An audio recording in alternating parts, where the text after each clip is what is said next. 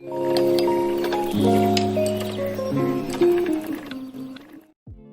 semua, kami dari kelompok yang beranggotakan Dina Ayu Rahma, Arif Kurniawan, Amira Jasmina Syifa, dan Zahwa Fadilah. Berikut pemaparan contoh dan penjelasan dari penyuluhan pembangunan. Selamat menonton! Berikut merupakan contoh penerapan kegiatan penyuluhan pertanian yang dilakukan oleh warga yang bekerja sebagai petani di Pondok Aren. Kegiatan penyuluhan pertanian menggunakan metode penyuluhan secara langsung.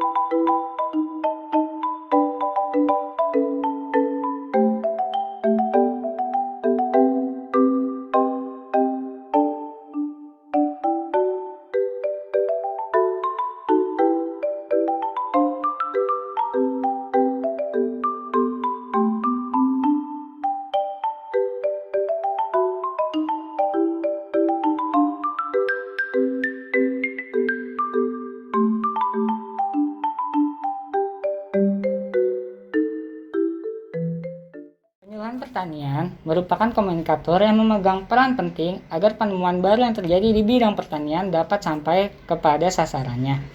Penyuluhan pertanian memiliki peran juga yang sangat strategis di dalam mendukung dan mengawal program utama pembangunan pertanian demi tercapainya keempat sukses pembangunan pertanian, yaitu yang pertama swasembada dan swasembada berkelanjutan, yang kedua diversifikasi pangan, yang ketiga adalah peningkatan nilai tambah dan daya saing ekspor, dan yang keempat adalah peningkatan kesejahteraan petani.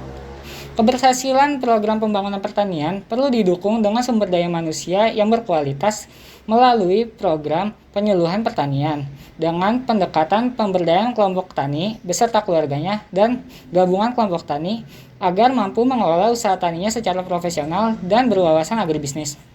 Kemudian, peran-peran penyuluh petani itu terdiri dari peran penyuluh petani sebagai inisiator, peran petani sebagai motivator, peran penyuluh petani sebagai mediator, peran penyuluh pertanian sebagai supervisor, dan peran penyuluh pertanian sebagai fasilitator. Kemudian, sasaran penyuluhan pertanian menurut Undang-Undang Nomor 16 Tahun 2006 dan dalam Pasal 5 menyebutkan bahwa pihak yang paling berhak memperoleh manfaat penyuluhan meliputi sasaran utama dan sasaran antara, di mana sasaran utama terdiri dari pelaku utama dan pelaku usaha.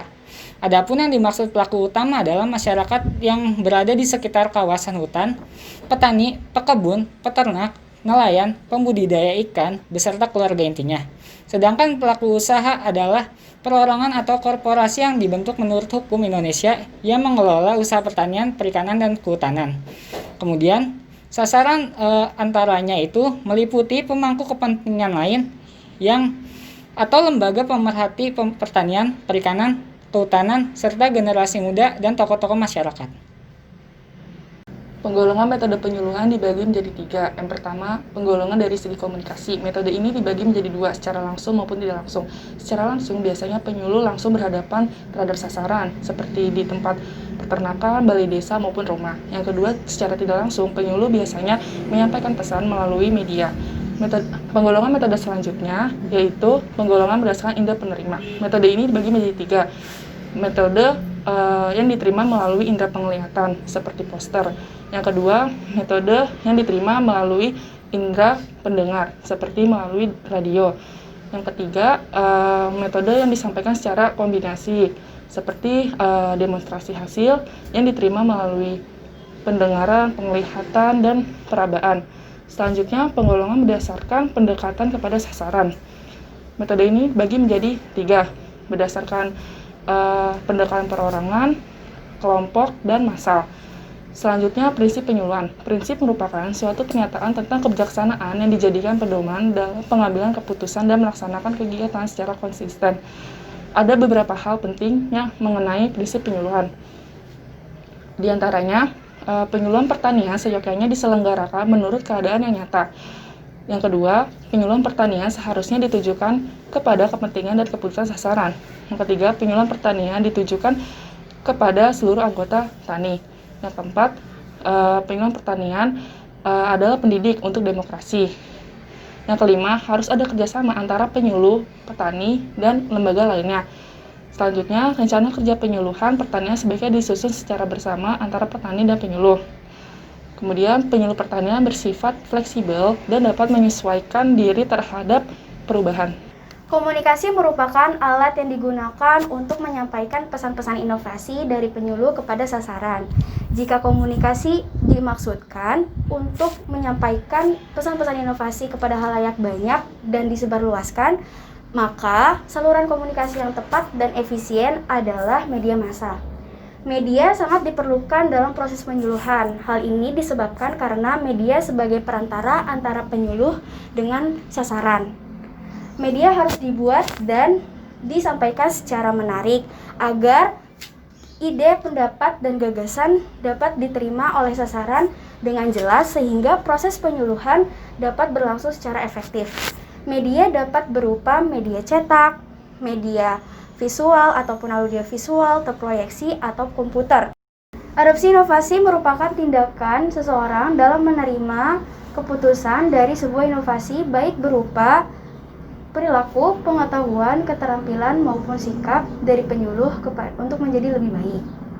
Proses keputusan inovasi dimulai dari mengetahuinya seseorang hasil penyuluhan sampai menerima atau menolak dari inovasi tersebut. Proses pengukuhan terhadap keputusan inovasi sangat berkaitan dengan dimensi waktu.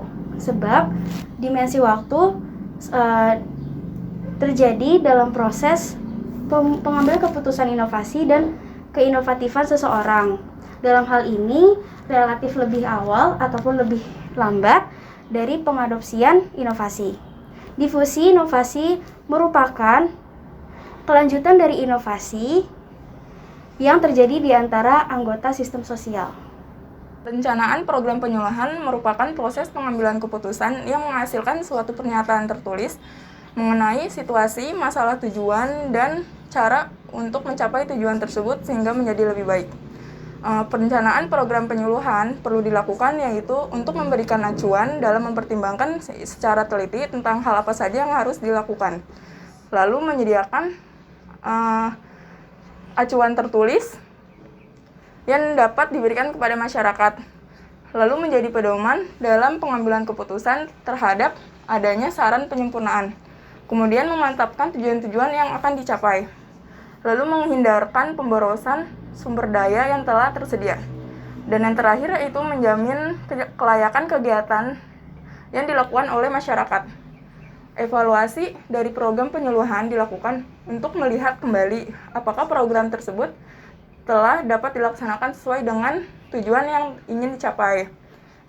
Evaluasi yaitu untuk mengetahui hal-hal apa saja yang telah dicapai dan apakah program tersebut telah memenuhi kriteria yang telah ditentukan. Berdasarkan pada evaluasi tersebut, kemudian diambil keputusan apakah program tersebut dapat terus dilakukan atau direvisi dan apakah program tersebut harus digantikan. Hal ini berdasarkan pada pengertian evaluasi, yaitu evaluasi merupakan proses pengumpulan informasi melalui pengumpulan data dengan menggunakan instrumen tertentu sehingga menghasilkan suatu keputusan.